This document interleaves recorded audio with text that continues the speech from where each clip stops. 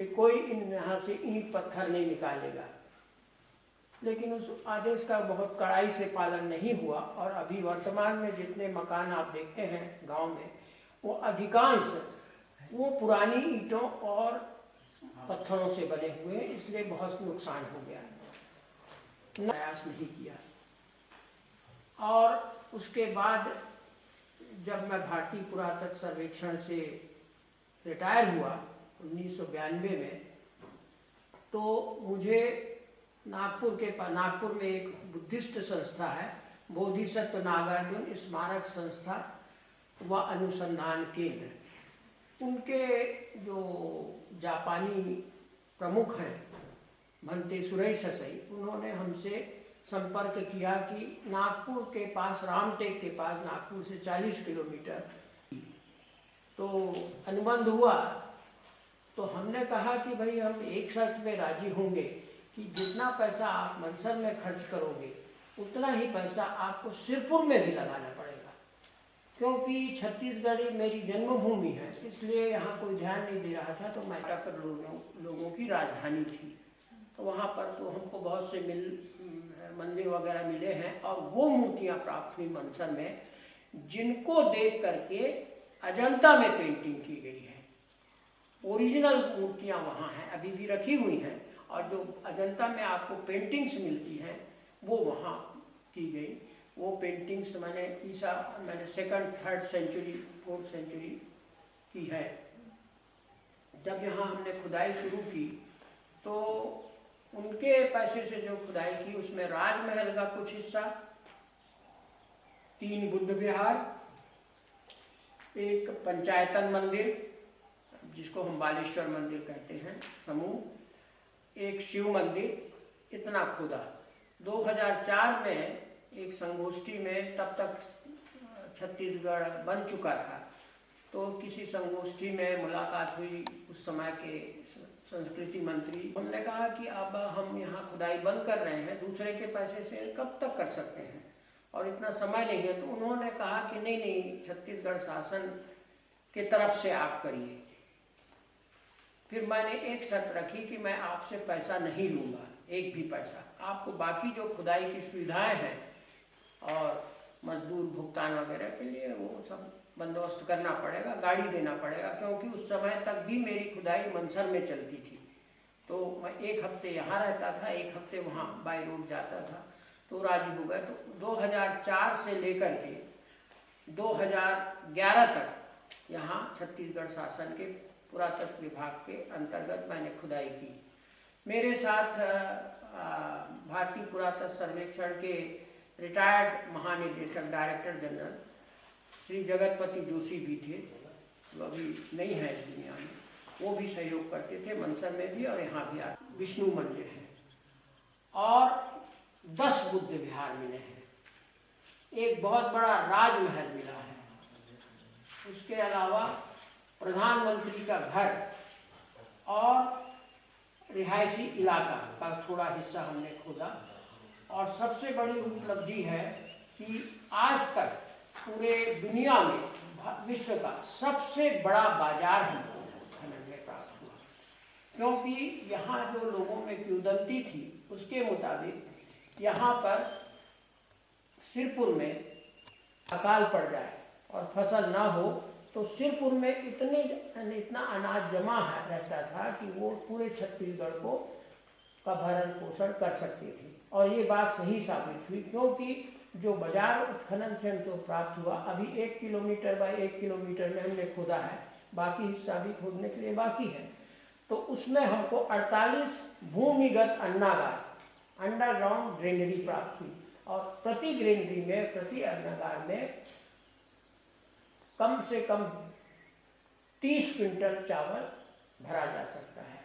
तो जो कोई पत्थर से निर्मित है, वो क्योंकि वो अन्नागार अंडरग्राउंड है, पत्थरों से बना है, इसके सबसे बड़ा फायदा है कि उसमें मकान थे जिसमें विदेशों से जो व्यापारी आते थे उनके रहने की व्यवस्था थी। उस बाजार में एक और खूबी है कि हर अन्नागार के सामने एक आयुर्वेदिक स्नान कुंड है, आयुर्वेदिक बाथ, क्योंकि यहाँ पर जैसे आजकल मुंबई में होता है, लोग व्यापार करने आते हैं विदेशों से, खासकर अरब देशों से, और मेडिकल ट्रीटमेंट, चिकित्सा भी करवाते हैं। तो वही काम यहाँ होता था आज से 2600 साल पहले। वो बाजार जो है राजधानी के बनने के 1000 साल पहले का है, जो हमारी डेटिंग हुई है उसके हिसाब से वो 6th सेंचुरी BC में वो बाजार।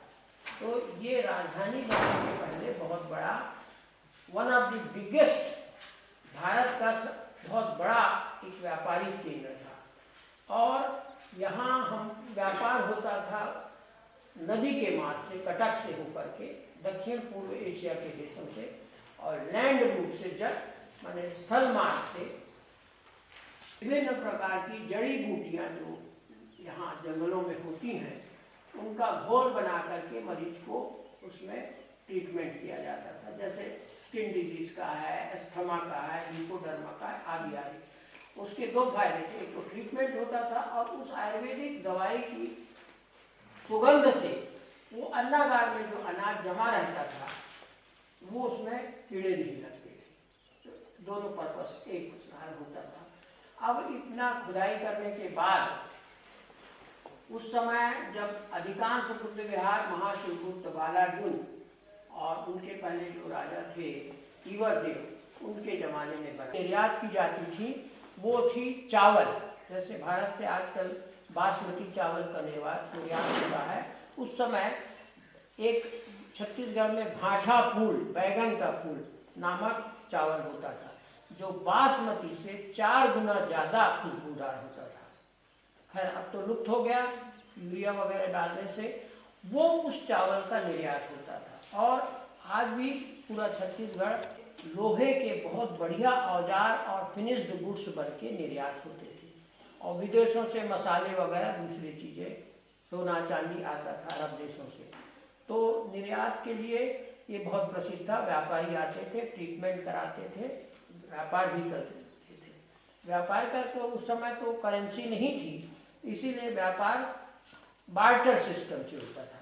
चावल वो ले जाते थे, अपनी चीज़ें दे जाते थे, लोहे के चीज़ें ले जाते। यहाँ से तीसरी वस्तु जो निर्यात होती थी, इतिहास में लिखा हुआ है कि छत्तीसगढ़ में या सिरपुर में जो ब्रोंज इमेजेस हैं, बुद्धिस्ट ब्रोंजेस, ये सब बिहार से या गुजरात से आते थे। लेकिन यहाँ जब हमने खुदाई की तो एक बुद्ध विहार में जो महानदी के किनारे है उसमें हमको 85 बुद्धिस्ट ब्रोंजेस मिले, ब्रोंज इमेजेस मिले। और उसके साथ साथ उसका जो रॉ मटेरियल है जिससे वो मूर्तियाँ बनाई जाती थी वो भी प्राप्त हुआ। और उसका घड़ी ऊंची जैन धर्मगुरुओं की मूर्तियाँ मिल चुकी हैं, जिसमें पार्श्वनाथ है, सुपार्श्वनाथ है, आदिनाथ है, ये सब मूर्तियाँ मिली हैं, इसको आपको दिखाएंगे। और मकान, उस जमाने में मकानों के साइज को देख करके और कमरों के देख करके लगता है कि संयुक्त परिवार की व्यवस्था थी। एक ही फैमिली में बहुत से लोग रहते थे, तो एक एक मकान में कम से कम 12-12, 14-14 कमरे हैं। और सबका मुंह नदी की तरफ है या उत्तर की तरफ है। वास्तुशास्त्र में या तो पूर्व को या उत्तर को सबसे पवित्र दिशा माना जाता है। अब ये मैंने देखा कि हुएनसांग जी जब बोलते हैं कि 6.5 किलोमीटर नदी के किनारे बसा था, तो हमने टोपोशीट में देखा तो जो मेन करंट है महानदी का, उसमें पानी हमेशा रहता था। सैटेलाइट इमेजरी से पता चलता है कि 20 फीट पानी साल भर रहता है, मतलब मझोले किस्म के जहाज उसमें आ सकते थे। यहाँ से आगे चलते हैं तो राजी में एक जगह है जो प्रसिद्ध है, राजी लोचन मंदिर के लिए, वहाँ भी हम खुदाई कर रहे हैं। उससे वर्ष का प्रथम रॉक कट, बेड रॉक को काट करके बनाया हुआ बंदरगाह है, जिसमें एक साथ 6 जहाज उतर सकते थे, ठहर सकते थे। तो वो भी व्यापारिक क्षेत्र था, वहाँ से निर्यात होता था, भर के आता था। और महल जो हमको मिला है बिल्कुल नदी के किनारे, तो हमको ये ख्याल आया कि आखिर इन्होंने महानदी पर यहाँ पर ही क्यों सिरपुर को बसाया। भाई यहाँ से 50 किलोमीटर ऊपर बसा सकते थे या पूर्व में बसा सकते थे। वास्तुशास्त्र के मुताबिक Indira Gandhi national centre for the arts में कपिलावास जी ने करवाया है, उसमें मेंशन है कि कोई बड़ा शहर या कोई बड़ा धार्मिक स्थल की स्थापना नदी के किनारे वहीं पर हो जहां नदी उत्तर पूर्व दिशा में ईशान कोण में बहे, क्योंकि हिंदू धर्म के मुताबिक ईशान कोण सबसे पवित्र कोण माना जाता है उत्तर पूर्व, जहाँ पर कि कैलाश पर्वत है, शंकर जी रहते हैं, शंकर पार्वती। इसीलिए उत्तर पूर्व के राज्यों को, नागालैंड, मणिपुर को हम बहुत इज्जत की दृष्टि से देखते हैं, क्योंकि हमारे वो पूर्वजों की निशानी है। और उत्तर पूर्व में भी, और उस स्थान पर जहाँ पर नदी ऐसे मुड़ती है कर्व में, तो जो कानकेर हिस्सा है उसमें शहर बसना है। उसका कारण ये है कि इस हिस्से में नहीं, कॉन्वेक्स में नहीं, क्योंकि बाढ़ जब आएगी तो ये हिस्सा सही सलामत रहेगा, इसमें बाढ़ के पानी का असर होगा। और धारा ऐसी चल रही है तो समानांतर बनाने से एक फायदा है कि जब बाढ़ आएगी तो उन दीवारों को छूते हुए पानी निकल जाएगा। अगर आप उसके अगेंस्ट में विरुद्ध दिशा बनाएंगे तो वो गिर जाएगा। तो इन बात ये है कि मंदिरों के चारों तरफ, मंदिर के दक्षिण में पुजारी का घर अनिवार्य है, तभी राजा अनुमति देता था, नहीं तो पुजारी रहेगा कहाँ।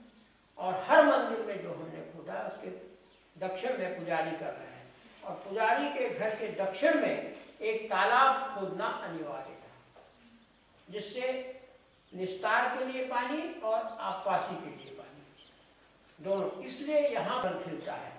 और खूबी ये है जो अभी हम दिल्ली में बड़े बड़े लोग बात करते हैं वाटर हार्वेस्टिंग। तो वाटर हार्वेस्टिंग ये टर्म तो अमेरिका यूरोप से लोग लेके आए हैं ना, लेकिन आज से 3000 साल 2500 साल महानदी बहती है, तो इसका जो ग्रेडियंट है, स्लोप है, वो पूर्व से पश्चिम है।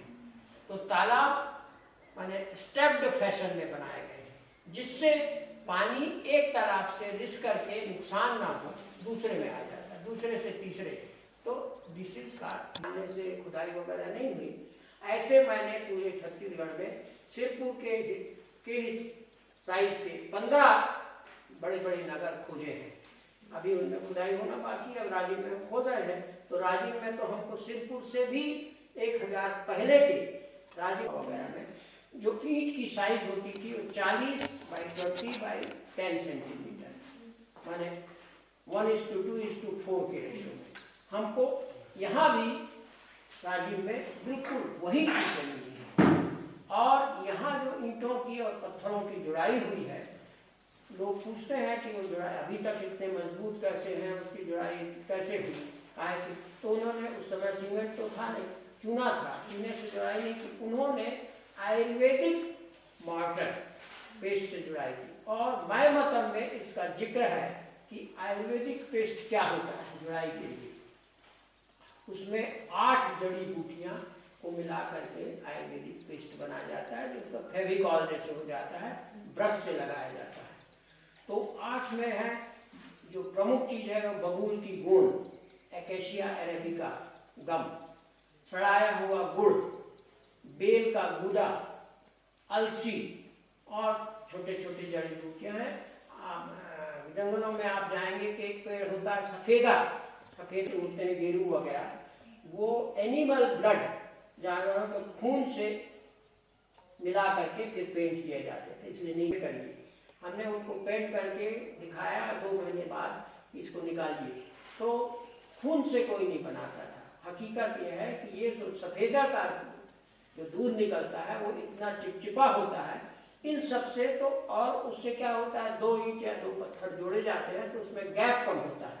और आज तक 3000 साल के बाद भी वो जो के तो खड़े हुए हैं। बाद में चूने का उपयोग, और चूने का उपयोग उन्होंने जैसे लक्ष्मण मंदिर में है या बुद्ध विहार में है प्लास्टर के लिए किया, तो वो मैकेनिकल लाइन नहीं, मैराइन लाइन, मतलब नदी में जो सीप और शंख मिलता है उसको जला करके चूना बनाया गया। मुगल बिल्डिंग्स में भी, दिल्ली में भी उसी का ही प्लास्टर है। वो बहुत बारीक होता है और ज़्यादा टिकाऊ होता है।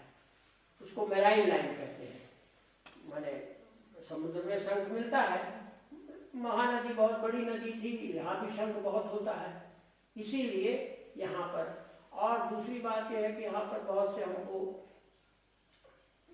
ग्लास बैंगल वगैरह भी मिली हैं, बहुत से वैज्ञानिक और वास्तुशास्त्र के हिसाब से हुआ। तो एक एक जगह में, और अभी आपको मालूम होगा, इतिहासकारों का कहना है कि मथुरा आर्ट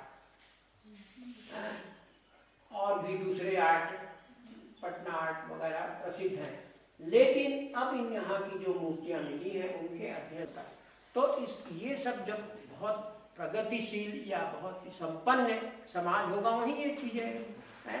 तो ये चीज़ें यहाँ पर हमको प्राप्त हुई हैं। और जो एंटिक्विटीज मिले, आटा पीसने के लिए अलग प्रकार की चक्की, दाल दलने के लिए अलग प्रकार की चक्की हमको मिली है, और सब बेस्ट क्वालिटी ऑफ ग्रेनाइट से बनाई गई है। राजस्थान में जो होती है चक्की, उसमें वो सैंडस्टोन से बनती है, तो सैंड पार्टिकल्स उसमें आटे में आ जाते हैं। इसी कारण सिंधु सभ्यता घाटी में जो हमने खुदाई की है बहुत सी, वहाँ जो मानव कंकाल मिले हैं, उनके दांतों का अध्ययन से पता चला कि उनको दांत वो आटा में कंकड़ होने के कारण जल्दी घिस गए, जो कि यहाँ नहीं है। यहाँ पर इतना बढ़िया ग्रेनाइट से बनाया है।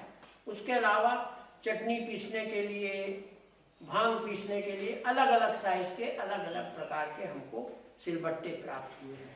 और भी बर्तन यहाँ बहुत सुपीरियर बनते थे, क्योंकि महानदी के जो सिल्ट है उसमें इतनी महीन मिट्टी होती थी कि उसको पका करके पूर्ण रूप से पकाने के लिए धान का भूसा उपयोग करते थे। उस चाहे ईंट को पकाना हो या मिट्टी के बर्तन को पकाना हो, तो उस ईंट को आप तोड़ेंगे, आपको उसमें धान के भूसे का आकृति दिखाई देगी, रिमेन्स। उस रिमेन्स की लंबाई से हमने पकड़ा वो भाटा फूल चावल। वो चावल कम से कम 1 सेंटीमीटर लंबा है, क्योंकि वो भूसा तो जल गया, लेकिन उसके अंदर तो वैक्यूम क्रिएट हो गया।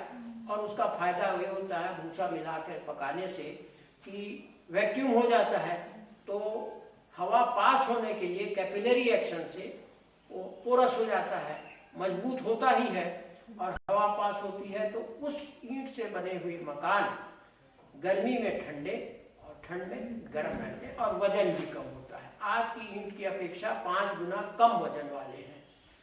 हमको बहुत से कुएं मिले हैं जिसमें लबालब पानी भरा रहता था, और कुएं के चारों तरफ जो जमीन होती है वहाँ आज भी देखें, गांव में देखेंगे आप लोग, जहाँ पनघट में या कुएं के पास बैठ के गप मारते हैं, समय बिताते हैं, तो कुएं के किनारे शतरंज के खांचे बने हुए हैं। और हमको खुदाई में शतरंज की बहुत सी गोलियां मिली, मैंने राजा, मंत्री, मुख्यमंत्री, प्रधानमंत्री, घोड़े, हाथी सब मिले हुए हैं, सब मिले हैं। वो या तो हड्डी से बनाए हुए हैं, या हाथी दांत से बनाए हुए हैं, या मिट्टी से बनाए हुए हैं। तो यहाँ पर मनोरंजन की भी पूरी व्यवस्था थी। लड़कियों के खेलने के लिए आप जानते हैं ना कि बिल्लस होता है, एक पैर उठा करके खुलते हैं ना, तो यहाँ पर बहुत सी हमको एलियंस के फिगर्स मिले हैं, एलियंस की। और ये संयोग की बात है कि अमेरिकन नासा वाले जब यहाँ आए थे, जब मैंने टीवी में दिखाया कि एलियंस की फिगर है, तो वो अपने प्लास्टिक मॉडल लेके आए थे।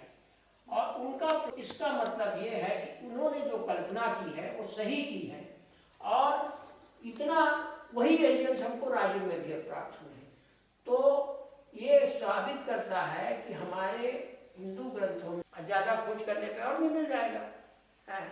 इसी तो ये हमारे संबंध बताता है, इसलिए जो पुराने ग्रंथों में लिखा है उसको नकार नहीं देना चाहिए, उसके ऊपर कुछ सत्यता है, पूरी कल्पना नहीं। तीसरी बड़ी बात यह है कि वाल्मीकि रामायण में जितने पेड़ पौधों के वर्णन है दंडकारण्य में, वो सब यहाँ पर सिरपुर के आसपास महानदी के किनारे मिलते हैं। जितने बॉटनिकल प्लांट्स हैं वो यही मिलते हैं। उसमें जिक्र है सल्फी का, तो बस पूरे भारत में सल्फी नाम का एक पौधा जो ताड़ के वृक्ष के समान होता है वो सिर्फ बस्तर में ही मिलता है। और लोग उसको जैसे ताड़ी पीते हैं ना, वैसे ही शाम को खांचा कर देते हैं, मिट्टी का बर्तन टांग देते हैं, उसमें रात भर में जमा हो जाता है और सवेरे उसको पीते हैं, काम में जाने के पहले पीते हैं। तो वो इंटॉक्सिकेंट नहीं है, that is a nutritious drink, माने भोजन और पेय दोनों है, फूड कम ड्रिंक, उससे शरीर ताजा रहता है। इसीलिए उस मोस्ट प्रोबेबली जो हमारे शास्त्रों में वर्णन है सोमरस का, ये वही सोमरस है और कहीं नहीं होता। और राम वनगमन का यही मार्ग था। अभी हमने खुदाई बंद कर दी है क्योंकि हम उतना ही खोदते हैं जितना हम संरक्षित कर सकें, लेकिन अभी तक सब संरक्षित नहीं हो पाया। दूसरा कि हमको जो जितनी चीज़ें मिली हैं इनको एक बढ़िया विश्व स्तरीय संग्रहालय बना के उसमें डिस्प्ले करना है, क्योंकि हम आम आदमी के पैसे से खोद रहे हैं। तो आम आदमी, अच्छा हाँ, एक और बात बता दूँ, ह्वेन सांग ने लिखा है कि यहाँ के लोग दिमागी थे, वो लंबे हैं, हृष्ट पुष्ट और काले रंग के होते थे। तो यहाँ के छत्तीसगढ़ के जो आदिवासी आज हैं वैसे ही होते हैं, बहुत हृष्ट पुष्ट होते हैं, अच्छी हाइट के होते हैं और मेहनती होते हैं, इसीलिए इतना बड़ा। अब बाद में वो फिर मिक्स हो गया है।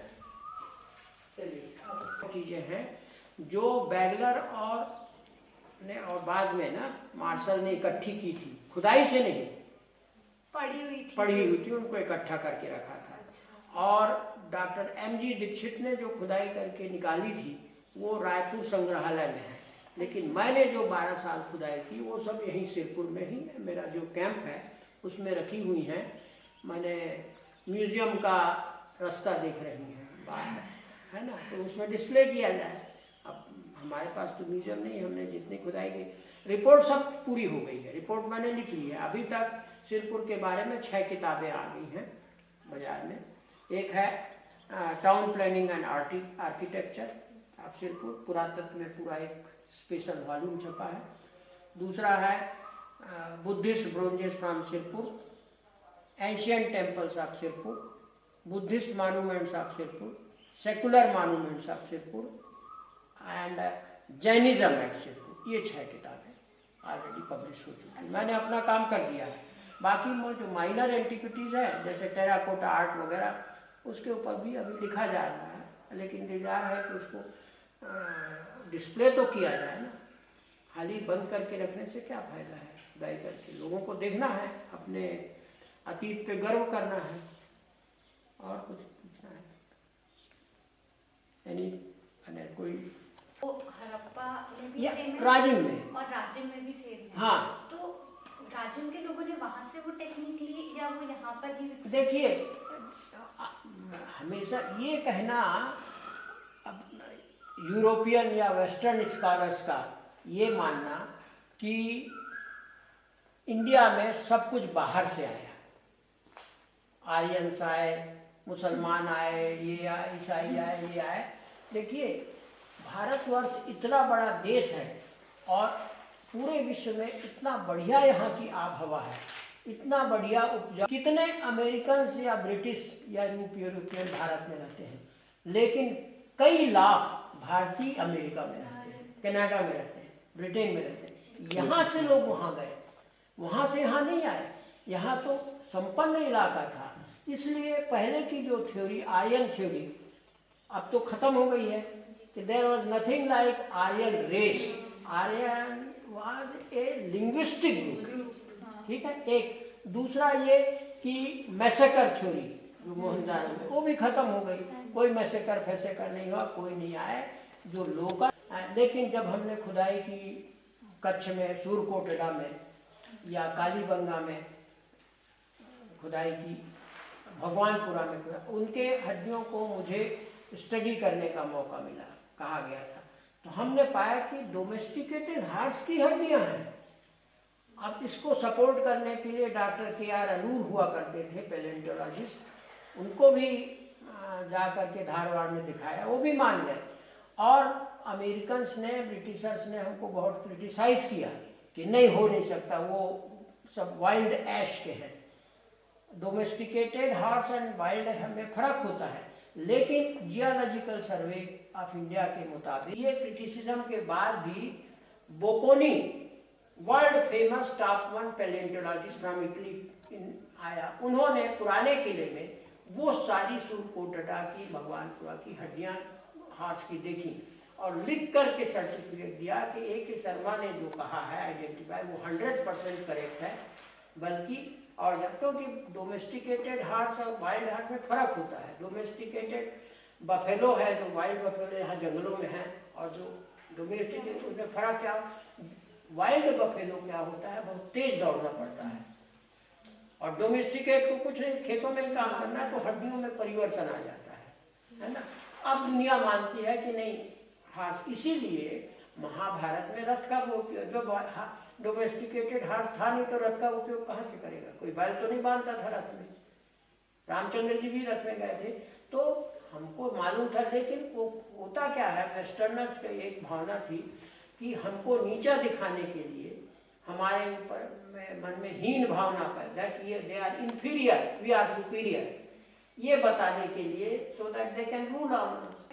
हाँ कि कटक से होके महानदी, कटक ये नदी जाके कटक में मिलती है, बे ऑफ बंगाल में, बे ऑफ बंगाल में, तो वहां से जैसे आते थे, हाँ। फिर सिरपुर से होके फिर मुझे वो ट्रेड रूट एक बार समझ क्लियर नहीं हुआ। देखिए कटक से चले, हाँ जी, है हीराकुंड डैम बना है ना महानदी के, उधर से आए, है शिवरी नारायण है, महानदी का संगम है, शिवनाथ और वहाँ आए, वहाँ से सिरपुर आए, सिरपुर से गए आरंग, अभी आरंग पार करके आए ना, आरंग से गए राजिम, है, और महानदी फिर धमतरी के सिहावा से निकलती है बस्तर तरफ, वहाँ गए।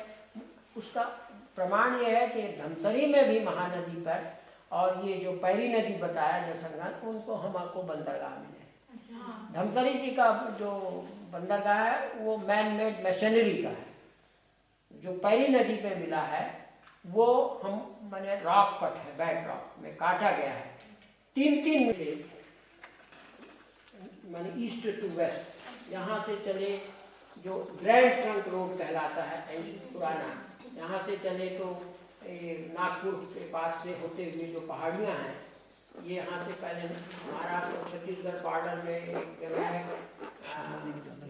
दारी जाती है, क्योंकि आदमी हमेशा उस तरह उससे चलता था एंशिएंट टाइम से, जहाँ पानी अवेलेबल, वो नदी के किनारे ही चलता था। दूसरी बात प्रमाण ये है कि पुराने ज़माने में तीर्थयात्री, चाहे वो तमिलनाडु से हो या कर्नाटक से हो, कहीं हो, जब उनको प्रयागराज या अयोध्या जाना है तो एक रूट पकड़ते थे जहाँ पानी अवेलेबल हो, तो वो कावेरी से बीजापुर जो आज नक्सलाइट इलाका है, वहाँ से इंद्रावती के किनारे किनारे फिर सिहावा में उतर के, सिहावा में जहाँ से महानदी निकलती है, भारतवर्ष में एक ही नदी, एक ही नाम है, सीता नदी निकलती है, सीता नदी का वहाँ से निकलती है। तो ये महानदी के पकड़ के फिर अमरकंटक, अमरकंटक से जहाँ से नर्मदा, सोन और अरपा निकलती है, वहाँ से फिर उसी सोन के रास्ते को पकड़ के सीधा चित्रकूट, चित्रकूट से गंगा को पार करके उस पार पहुँच गए। और उसका माने आर्कियोलॉजिकल एविडेंस है, लोग पहले तो मानते नहीं थे। देखिए क्या होता है, जंगलों में जब जानवर चरने जाते हैं आज भी, तो वो कभी झुंड में नहीं चलते। एक जो बड़ा बैल है या सांड है वो सामने चलेगा, उसको सब फॉलो करेंगे एक कतार में, क्यों में चलेंगे। उसका कारण ये है कि अगर जंगली जानवर का हमला हुआ तो उससे सुरक्षा होती है। तो तीर्थयात्री भी चलते थे तो अपना खाने पीने का सामान लेके एक कतार में चलते थे, झुंड में नहीं। अमरकंटक से सूर्य नारायण तक मैं पैदल चल के देखा कि वही पत्थर चिकने हुए हैं, उसके आजू बाजू के पत्थर खुरदरे हैं, क्योंकि it was constant in use. आप गांव में पे देखते हैं ना, एक ही रास्ते से जाते हैं, पगडंडी बन जाती है ना। तो ये प्रमाण है कि इसी रास्ते का अख्तियार रामचंद्र जी ने भी किया होगा। रास्ते में सूर्य नारायण मिलता है, वो चित्रकूट में का है। चित्रकूट में जहाँ पर तुलसीदास का दोहा है ना कि रामचंद्र चंदन घसे तिलक रघुवीर, है ना, तुलसीदास चंदन घसे तिलक लगाए रघुवीर।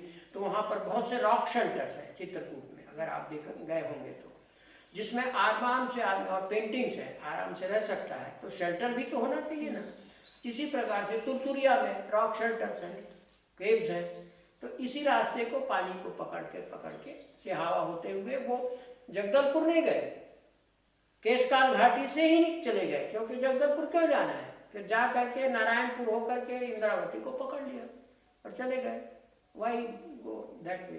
तो ये रूट लैंड रूट है। तो वह आज भी जीवित है। आप देखेंगे कि गर्मी में राजस्थान के जो लोग हैं वो ऊंटों का काफिला लेके छत्तीसगढ़ में आते हैं अभी भी।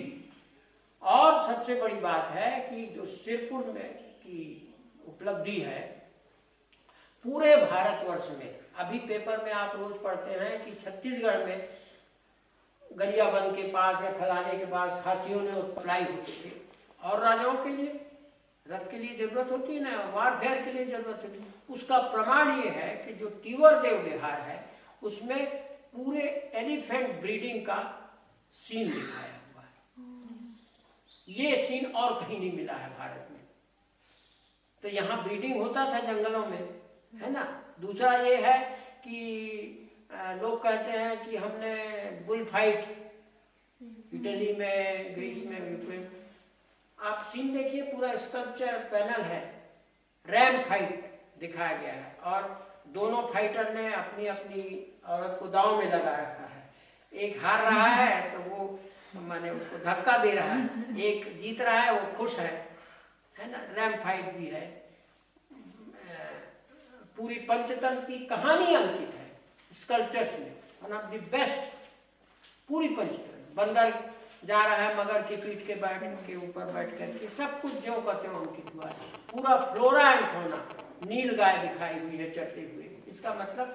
और एक बात बताना भूल गया, सिरपुर, श्रीपुर, पुर उस नगरी को कहा नाम दिया जाता है जो जहां प्रवेश के लिए एक ही रास्ता होता है, मैंने एक तरफ से एंट्री, दूसरे सुरक्षा के लिए, और दूसरा ये कि जो चारों तरफ जंगल से घिरा हुआ उसको पुर कहा जाता है। इसलिए इसका नाम श्रीपुर था। श्री भी थी और जंगल भी था, और जड़ी बूटियों का यहाँ से निर्यात होता था। आयुर्वेदिक दवाएं आज से नहीं, उस हजारों साल से यहाँ से भेजी जाती थी विदेशों को।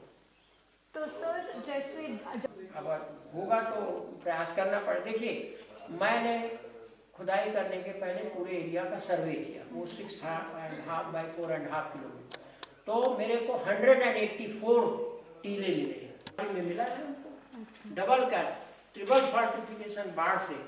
इतना फोर्टिफाइड एरिया था, फिर भी इतनी भयंकर बाढ़ आई महानदी में कि वो फोर्टिफिकेशन ढह गया। वो ढहने के पूरे आप सिर्फ राजीव में देखेंगे गिरे हुए हैं, पत्थर मिले हैं। तो फोर्टिफिकेशन हो सकता है, लेकिन यहाँ पर देखिए इस बाजू में जो गांव है उसका नाम है, माने साउथ में उसमें का नाम है सेन कपाट। सेन एक्चुअली वो है सैन्य कपाट। वो मिलिट्री एस्टेब्लिशमेंट था इस इलाके का जो इसकी सुरक्षा करती थी। और वहाँ पर भी उसी काल के मंदिर और अवशेष मिले हैं। वहाँ खुदाई नहीं हुई है, लेकिन इंस्क्रिप्शन मिला है, सैन्य कपाट नाम ही उसका है। मैंने सैन्य दरवाजा, हाँ, मिलिट्री स्टेट, और वो नदी के किनारे किनारे चलता है, वही रूट ऑक्यूपाई करते हैं। सर जैसे हम सिरपुर, हमको अब राजिम में मिली है, लेकिन उसको कई साइट्स को खुदाई करने के बाद कंफर्म करना पड़ेगा। खाली ब्रिक्स मिलने से नहीं होगा, उस एज का हमको एंटिक्विटी भी मिलना चाहिए। तो सर अगर हम इसको एक टर्म देना चाहिए, चैल्कोलिथिक साइट है या क्या? चैल्कोलिथिक साइट है, चैल्कोलिथिक साइट है, क्योंकि iron was known, bronze was known, all metals, tin was known, everything was known, है ना, अर्ली हिस्टोरिकल साइट। यहाँ पर हमको जो अवशेष मिले हैं अभी तक 6th सेंचुरी BC से मिले हैं।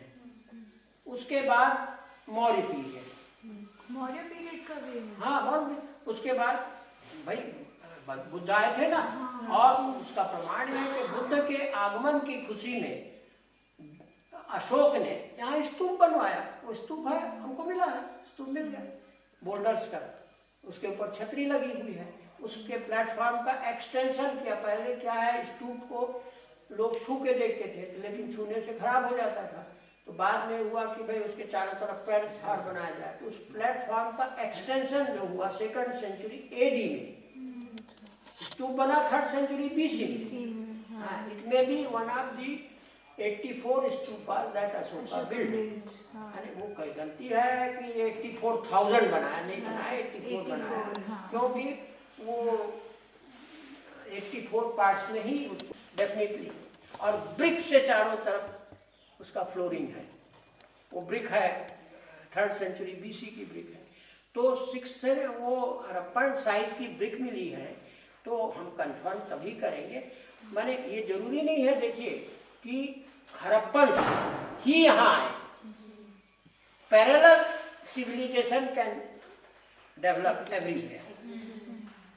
हड़प्पन जब आ भी सकते हैं, क्योंकि जब हड़प्पन साइट इनाम गांव महाराष्ट्र में मिल सकता है, तो महाराष्ट्र में जो लैटिट्यूड है उसी लैटिट्यूड में सिरपुर पड़ता है। तो यहाँ क्यों नहीं आ सकते? जब महाराष्ट्र तक आ सकते हैं तो यहाँ भी आ सकते हैं, लेकिन इन्वेस्टिगेशन की जरूरत है। बहुत सी, आप बस्तर में जाइए, भारतवर्ष का मोनोलिथिक एक ही पत्थर के बने हुए सबसे बड़े गणेश जी हैं बारसूर में, सिंगल। अभी जंगली नक्सलाइट इलाका है ना, कोई जाने की हिम्मत नहीं कर सकता, लेकिन है। वो बीजापुर के पास जो भैरमदेव गुड़ी है, वहाँ जो गणेश जी के मूर्ति है 6 फीट ऊंची, सिंगल स्टोन ही बची विथ किरीट मुकुट। बारसूर में 2 गणेश जी हैं। और उसके अलावा जो दंतेवाड़ा के पास सामलू है, वहाँ आप जाके देखिए, one of the best Shiva temple intact है अभी। अब वो नक्सल के कारण लोग जाते नहीं हैं, लेकिन I have move to each and every inch of Bastar. I have seen each and every inch, पैदल चल के, जीप में चल के, जीप में। दूसरी ये बात है, वेस्टर्नर्स ने पूछा, एक सुरंग टीला यहाँ है, मंदिर है बड़ा, उसमें वो गिरा नहीं, हमको ऐसे इंटैक्ट मिल गया। Highest platform in the country of any temple. Konark के जो मंदिर है उससे भी 1.20 मीटर प्लेटफॉर्म है, सीढ़ियाँ हैं, you have to climb up 43 steps. लेकिन गर्भगृह इसलिए नहीं गिरे कि गर्भगृह के दरवाजे के सामने उन्होंने 1 मीटर लंबा 50 सेंटीमीटर चौड़ा स्लिट काटा, और वो बेड रॉक तक गया है 80 फीट डीप, और स्लिट काट के उसको वैक्यूम करके सील कर दिया। तो आप जानते हैं कि वैक्यूम में इलेक्ट्रिक करंट्स और sound waves do not travel. So earthquake का वेव भी, यहाँ अर्थक्वेक आया इसीलिए सिरपुर डिस्ट्रॉय हो गया इन 12th सेंचुरी। यही प्रमाण 12th सेंचुरी में मंसर में मुझे मिला है। तो एक ईंट टूटेगी बरसात में, दूसरी टुकड़े मिलेंगे, लेकिन एक जर्क के साथ अर्थक्वेक आएगा। तो ये दीवार है, इधर से अगर वेव आया तो इधर गिरेगी, और the mortar will remain intact, बस वर्ड वेस्ट है ना। और वैक्यूम, अमेरिकन आए थे स्कॉलर्स, उन्होंने पूछा कि साहब उस जमाने में वैक्यूम कैसे क्रिएट हुआ, और सील कर दिया, इसीलिए मंदिर सही सलामत है। हमने कहा it's so simple, vacuum create करने के लिए मशीन थोड़ी चाहिए भाई। आप ड्राइड लीव्स, सूखे पत्ते इकट्ठा किए, उसमें भर दीजिए, आग लगा दीजिए, तो हॉट एयर तो नेचुरली ऊपर आएगा, वैक्यूम और फट सील कर दीजिए। मटेरियल ब्रश नहीं था, अरे भाई ब्रश बनाने का, आप रोज दातुन करते हैं बबूल की, तो ब्रश बनाते हैं ना, तो ब्रश बनाने में क्या तकलीफ है, हेयर ब्रश की जरूरत थोड़ी है। ऐसी बहुत सी चीजें हैं जो मैंने ओरिजिनल है, उसकी जरूरत नहीं। ह्यूमन बीइंग ब्रेन अपना काम निकाल लेता है, यहाँ पर ये सब मिलता है। That we have to investigate in a larger area और 2-3 साइड खोदना पड़ेगा। वो तो हम अभी still we have to go 2 metre deep, उससे भी अर्लियर मिल सकता है। ऐसा तो नहीं है कि हड़प्पन सिविलाइजेशन के पहले भारत में कुछ नहीं था, न्यूलिथिक सिविलाइजेशन चलती थे। जो कश्मीर में हमने जो साइटें खोदी हैं सब पिट ड्वेलर्स रहते थे, है ना, पिट बना के रहते थे। और वहाँ का कोई सील कहीं मिला है बाहर? मिला है ना, दूसरी जगह में मल्हार में मिला है ना। और विदेशों में तो अब देखना पड़ेगा ना, खुदाई तो हुई नहीं है, हमको तो अपना ठप्पा लगा देता है, तो वो ठप्पे की सील है वो।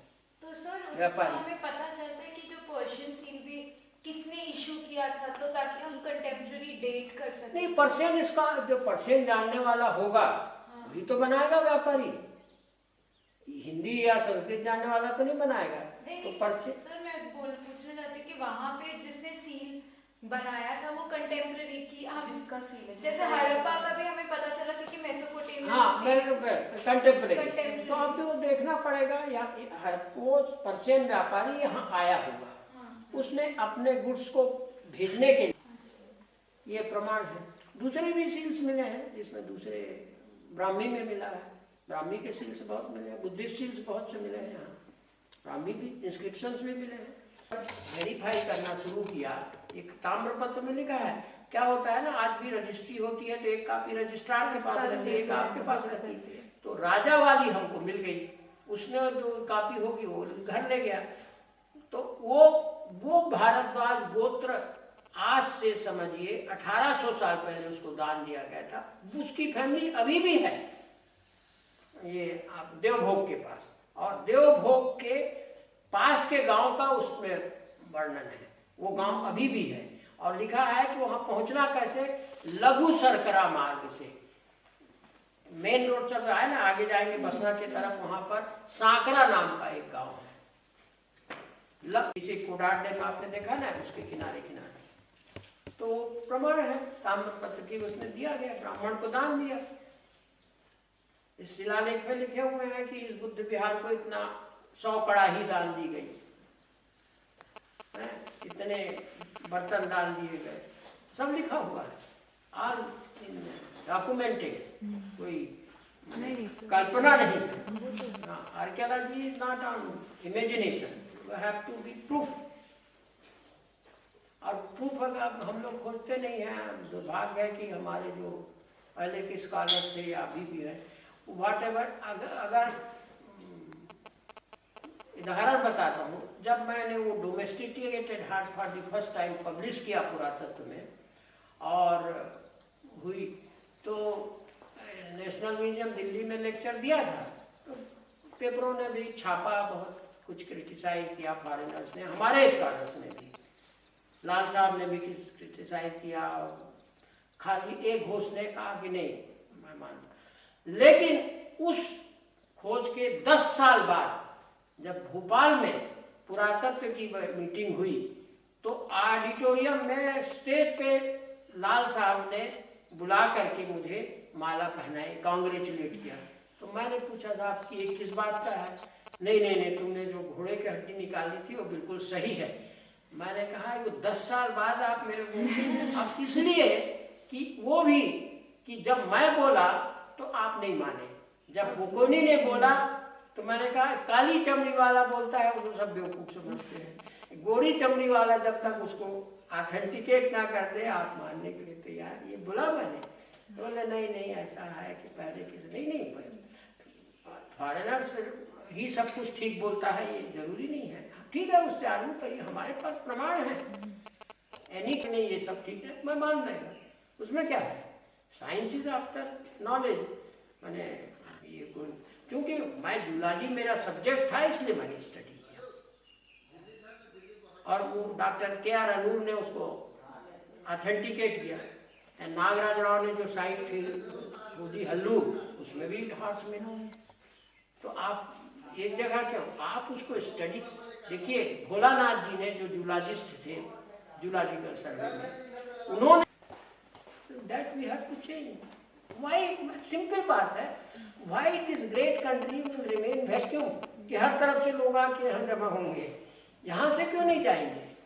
माइग्रेशन तो होता है, but such a fertile land by Indo Gangetic plain, such a fertile area. तो लोग वहाँ से वहाँ क्यों वैक्यूम रह गया, खाली जानवर रहेंगे, आदमी नहीं रहेगा। कश्मीर में भी देखिए, कश्मीर में भी, और फूड हैबिट्स होता है, वहाँ के लोग चावल ही खाते हैं, गेहूँ कोई नहीं खाता। गेहूँ इसमें देखिए तमिलनाडु में किसी को आप मैंने जो अब तो छोड़ दीजिए, आप फुल पैंट पहनते नहीं पाएंगे, स्टिच्ड क्लोथ। उसका कारण है क्लाइमेट है, इतना ह्यूमिड क्लाइमेट होता है कि आप स्टिच्ड क्लोथ पहनेंगे तो पसीना बहेगा, इसलिए लुंगी पहनते हैं। लुंगी से हवा पास होती है, इसलिए ठंडा रहता है। According to the climatic conditions भी ड्रेस अपनाया जाता है ना। कन्वीनियंस तो है ही, ड्रेस अपनाते हैं। तो we have to see the local conditions, जो जैसा है, जैसा देश वैसा भेष। छत्तीसगढ़ी में कहावत है, जेखर जैसे दाई दादा तेखर तैसे लड़का, जेखर जैसे घर द्वार तेखर तैसे फर्क। जिसका जैसे माँ बाप होंगे वैसा बच्चा होगा, और जिसका जैसा घर होगा वैसे ही दरवाजा होगा। जैसे जेखर जैसे घर द्वार वैसे होगा फैरका, फैरका माने दरवाजा। भाई झोपड़ी का दरवाजा झोपड़ी जैसा है, कोई बड़ा भारी थोड़ी रहेगा, है ना। और दिखाया इनको कि देखो ये मकान है, इसमें डबल डोर चलते थे, क्योंकि 2 सॉकेट्स हैं घूमने के लिए। घूमने के लिए 2 सॉकेट चाहिए, सिंगल डोर के लिए 1 ही सॉकेट चाहिए। और माने capital was here only for the whole Dakshin Kosal. अच्छा, तो दक्षिण कोशल के जो डॉक्यूमेंट्स है उसमें सिरपुर के बारे में क्या कुछ बताया गया है? दक्षिण कोशल का जो इंस्क्रिप्शंस है, उसमें पहले तो देखिए सातवाहन, फिर ईस्टर्न वाकाटका प्रभावती गुप्त के समय में हमला हुआ, फिर बीच में फिर आए सरभपुरियास। वो जो मैं बता रहा हूँ ना, यहाँ से थोड़ी 15 किलोमीटर पे जहाँ, then they shifted to Sirpur. After Sarapurias, the Panduvals came. After Panduvals, Kalchuris came in 11th century AD. After Kalchuris, Muslims never could enter this area, है ना। लेकिन मुगल कॉइन्स हमको बहुत मिले हैं, आखिर व्यापार तो होता था ना। हाँ, ब्रिटिश पूछी है, वो तो कॉपर प्लेट में मिले हुए इंस्क्रिप्शन में पूरी जीनियोलॉजी को, कौन हर्षगुप्त का बेटा ये था, उसका ये पूरी जीनियोलॉजी है। और सर 12th सेंचुरी में जब ये फिर डिस्ट्रॉय हो गया अर्थक्वेक के बाद, उसके बाद अर्थक्वेक के पहले बस्तर के नल राजाओं ने, भावदत्त बर्मन ने यहाँ अटैक करके महल को जला दिया था। उसका प्रमाण ये कि जब मैंने महल खोदा तो बड़े बड़े टीक वुड के 6-6 फुट पिलर मिले, बर्न्ड पिलर्स।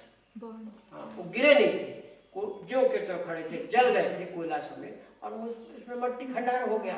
तो मुझको एज इट इज मिला, उसके फोटोग्राफ्स हैं मेरे पास, बर्न्ड। और किंवदंती है कि उसके बाद यहाँ के लोगों ने और वाकाटक लोगों ने, मंसर के नल भावदत्त वर्मन ने मंसर में भी अटैक किया, उनके महल को भी जलाया। बाद में हरिसेन ने बस्तर में पद पड़ी, भूंजे मछली दहरा में कुदिस।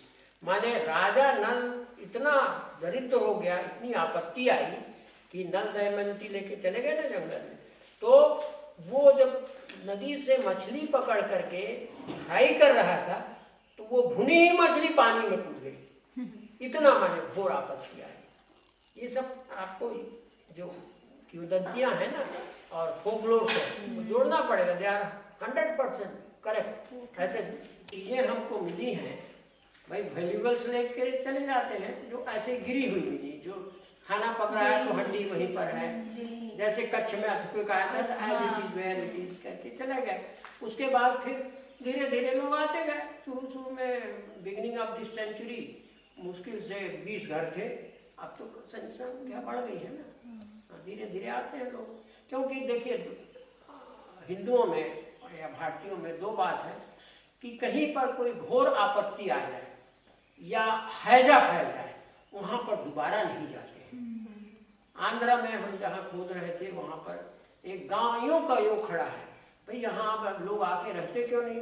ये सारे लोग, हैजा आया था ना पहले, तो महामारी आती थी, सारे भाग गए थे, तो मकान जो के तो खड़े थे। लेकिन आज क्योंकि वो सोचते हैं कि वो महामारी के कीटाणु अभी भी हैं, इसलिए जहाँ विपत्ति की ये अशुभ माना जाता है वहाँ वापस जाना। बाजू में बस जाएंगे, वहाँ नहीं जाएंगे। फिर अब खैर जब खुदाई वुदाई शुरू हुई तो हम लोग आ गए, इतना बड़ा शहर बस गया, गांव बस गया। मालूम है ना पुरातत्व दीक्षित का? हाँ, उसके पास दीक्षित ने रात को ही फोन किया था। उसको कैसे पता? पानी में पानी तब रहेगा जब बेड रॉक तक जाओगे, बाद में जब अभी यहाँ पर तो कीर्तन महोत्सव होता है ना, तो ये पत्थर इधर फेंक दिए।